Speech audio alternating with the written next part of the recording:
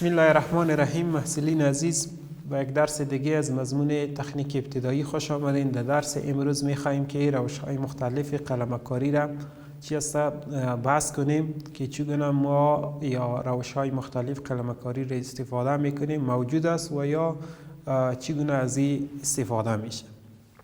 خب در درس قبلی ما تعریفات انجام دادیم و در ضمن انواع قلمه را نام بردیم و امروز از او آشنا شدیم که چگونه قلمه ها وجود داره، با او آشنا شدیم. در درس امروز میایم روش های مختلفی که عمل قلمکاری با واسطه از او انجام میشه یا چگونه روش هاست. خب در مجموع دو روش است که روش اولش بدون براده برداری است. که قلمکاری بدون براده برداری عبارت از جدا کردن قسمت از تکه کار برای سندان یا تکه کار بسته شده در گیرا برای تکه های کار با ضخامت کم معمولا گفته که از گیرا چی است استفاده میشه. خب ما گفتیم که عملی قلمکاری که است میتونه با جدا شدن براده باشه و یا بدون جدا شدن براده. خب و زمانی که ما عملی قلمکاری را انجام میدیم، اگر تکه های کار بزرگ باشه، چون تکه های کار بزرگی باشه اونا سنگین است، ما ضرورت نداریم که اونا را در یک گیرا بسته بکنیم. خود وزن از اونا باعث میشه که تکه کار در جای خود ثابت بمانه و ما عملی قلمکاری را بالای از چی است انجام میدیم. تکه های کاری که کوچک است یا سبک است، از او ما میتونیم از یک گیرا چی است از گیرا استفاده بکنیم و در گیرا را محکم بکنیم و بعدا عملی قلمکاری را بالای چی است انجام بدیم. به خاطر قلمکاری یک مسئله را متوجه باشین که شما یا بالای سطح خطکشی عمل قلمکاری را چی است انجام ندید. ما سندان های کوچک و بزرگ در ورکشاپ ها داریم که اکثرا محصلین عزیز ما امیر اشتباه میکنه، بالای سطح خطکشی عمل قلمکاری را انجام میده که در ازاد خود یک اشتباه است و در ضمن از سطوح خطکشی سطوح قیمتی است، به خاطر ساختن از او عملیات خاص با کار برده شده، دقت خاص و سطح صاف است. شما زمانی که به شعبه مراجعه کردین متوجه از این باشین که سطح خطکشی کدام است و سطح برای چکشکاری یا سندان کدام است که بین دو تا شما چی است متوجه باشین. در شکلی که در روی اسکرین شما میبینید اینجا میتونین که در این قسمت سندان قرار داره و در این قسمت به گیرا تکه کار بسته شده و عمل قلمکاری بالای چی است انجام میشه. خب روش بعدی که از قلمکاری با براده برداری است که عبارت از برداشتن براده از روی تکه کار. در این عملیه عمق براده نسبت به زاویه قرار گرفتن قلمه چی است تغییر میکنه. در این روش بعدی که است روش قبلی براده جدا نمیشه، در این روش که است براده چی است جدا میشه. آل کوچک و خرد شدن براده مربوط به این میشه که ما قلمه زاویه را به کدام اندازه. اگر قلمه زاویه را ما با سطح کم کرده میریم، این چی است عمق براده چی است در نوک قلمه زیاد شده میره. اگر زاویه بین سطح دست با تکه کار و یا سطح زمین ای را زیاد کرده میریم و ای را به صورت تقریبا حالت عمودی قرار میدیم، در این صورت عمق براده چی است عمق براده کم شده میره و براده های کوچک از روی تکه کار جدا خواهد شد.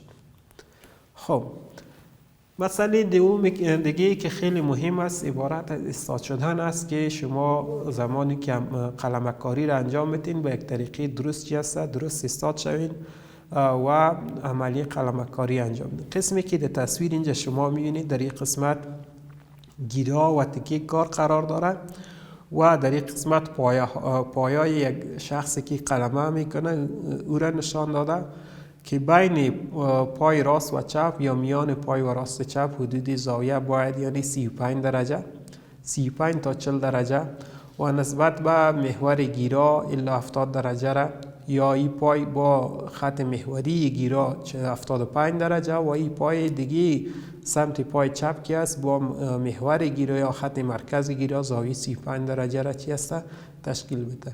شما زمانی که درست استاد شدین، یکی که میتونین که ضربه مناسب به تکه کار وارد کنین یا به قلمه وارد کنین. و در ضمن مسئله که خیلی مهم است و مسئولیت کار است، درست ایستاد شدن شما باعث از این میشه که شما به خود چی است در هنگام کار صدمه نرسانید. خب روش موضوع دیگه که است عبارت از روش استفاده درست از قلمه و چی است؟ از قلمه و چکش است. خب چکش با دست راست خود طوری به دست بگیرید که فاصله انگشت کوچک تا ختم دست به اندازه چی است؟ به اندازه 15 الی 20 میلیمتر باشه.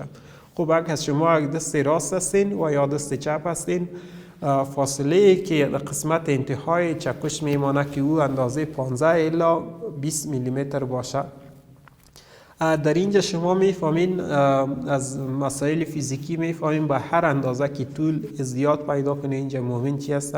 زیاد میشه. اگر فاصله بین دست و نوک چکش هر قدر که کم شوه، شما میتونید که ضربات کم باز وارد کنین و به هر اندازه که فاصله بین سر چکش و دست زیاد شوه، در اینجا فاصله زیاد میشه و یک مومنت بزرگی را دست شما چی است میتونه به وجود بیاره.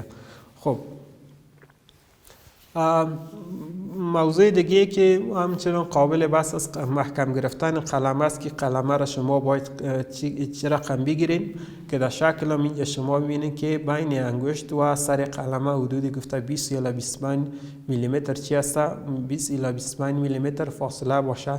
یک موضوعی که قابل یادآوری است که در عکس اینجا نشان داده نشده، زمانی که قلمه کاری میکنیم حتما باید دستکش کار به دست ما باشه، چون که دستکش باعث میشه که ما قلمه را محکمتر بگیریم و ضربات که از قلمه وارد میشه او را دستکش جذب میکنه، انگشتای ما را چی است؟ ضرر نمیرسانه. خب قلمه را گفته که با دست چپ نگه داره که فاصله انگشت 60 تا خود قلم حدود 20 الی 25 میلیمتر چی شود. و برای مینی بیشتر در قلمه کاری از نگراننده مخصوص چی است استفاده شد. زمانی که قلمه میکنیم میتونه بالای گیرا یک گارد است که نصب میشه. خب مهمتر از او محکم گرفتن قلمه است و این خیلی مهم است که شما قلمه را از یک قسمت مناسبش که بین سر الی نوک انگشت شما 20 میلیمتر فاصله باشه که در هنگام ضربه زدن دستش خود چی است عوض سر قلمه به دست ضربه نزنین که این مسئله را باید متوجه باشید. خب روش های ضربه زدن با چکش گفته در کارهای سبک مانند برداشتن براده ها با ایجاد حرکت نوسانی یا پندولی از طریق حرکت بند دست چی است انجام میشه. کارهایی که سبک باشه، تکای کاری که سبک باشه، ما میتونیم با واسطه چی بند دست خود بالای تکه کار چی است بالای تکه کار ضربه وارد بکنیم. و در تکه‌های کاری که گفتد متداول یا جایی که قشر نسبتا زیاد ضخیم فلزی باید برداشته شود، حرکت نوسانی را با استفاده از بازو و بند دست است انجام بدیم و این باعث میشه که ما یک ضربه زیادتر یا شدیدتر به تکه کار وارد کنیم. قبلا هم یادآوری کنیم بحث فیزیک است، هر اندازه که فاصله زیاد شد و مومنت چی است زیاد میشه. اگر شما از بند دست ضربه وارد بکنین چون که فاصله بند دست و خود قفل دست که هستی کم میشه و مومنت کم وارد میشه که بر ارتکای کاری که ضربه کم ضرورت داره وارد میشه. و اگر ما از بازو و شانه و همچنان بند دست ضربه را وارد میکنیم، ما میتونیم که یک ضربه بزرگتر به تکه کار چی است وارد کنیم که معمولا بر تکای کاری که سنگین باشه قشر زیادتر از رویش ورداشته شد و از این چی است استفاده میکنیم. خب مسئله دیگه که یا سطح جایی که قشرهای ضخیم فلز باید برداشته شد تا سطح وسیع قلمه چی است قلمه کاری شود، باید از بخش‌های بالایی بازو و بند دست چی است ضربه وارد شود که از این طریق محکم ترین خواهد بود. اگر در این قسمت ما قبلا یاد داریم که از بند دست ضربه کمتر میشه و از بازو و شانه اگر ما ضربه وارد میکنیم میتونه که ضربه زیادتر شود. یک مبحث فیزیکی است و شما میتونید را چی است خوبتر بفهمید که مسئله فیزیک است. قوه ضرب در چی است ضرب بر فاصله میشه که عملا میتونیم از این مسئله فیزیکی ما شما در قلمه کاری استفاده کنیم. خب یک موردی که خیلی مهم است و عبارت از چی است؟ عبارت از نکات ایمنی در قلمکاری است که خیلی مهم است و خیلی خطرناک میتونه تمام شود اگر ما مراعات نکنیم. و چی است؟ باید ایرا جدی از خود قلمکاری کرده. نکات ایمنیش خیلی مهم است و میتونه که گفتین که باعث خطر از اینکه انگشت شما قطع شود و یا که دست خود اوگار بکنین و یا اطرافتان کسی قرار داره اوگار شد. بنابراین در وقت قلمکاری موارد زیل که یاد میشه جدا شما او را چی است مراعات بکنین. در هنگام قلمکاری برای جلوگیری از پرتاب شدن براده ها به دست دیگران بهتر است در پیشروی گیرا یا سپر محافظتی چی است گذاشته شد. طرف مقابل گیرا شما بهتر است که یک دانه سپر قرار بدین، چون که براده ها زمان که از قلمه میپره این خیلی خطرناک است، مثل یک مرمی واری عمل میکنه. بهتر است که یک سپر یک فلزه در پیشروی خود قرار بدیم که او براده ها به او طرف نپره که کسی اوگار نشه.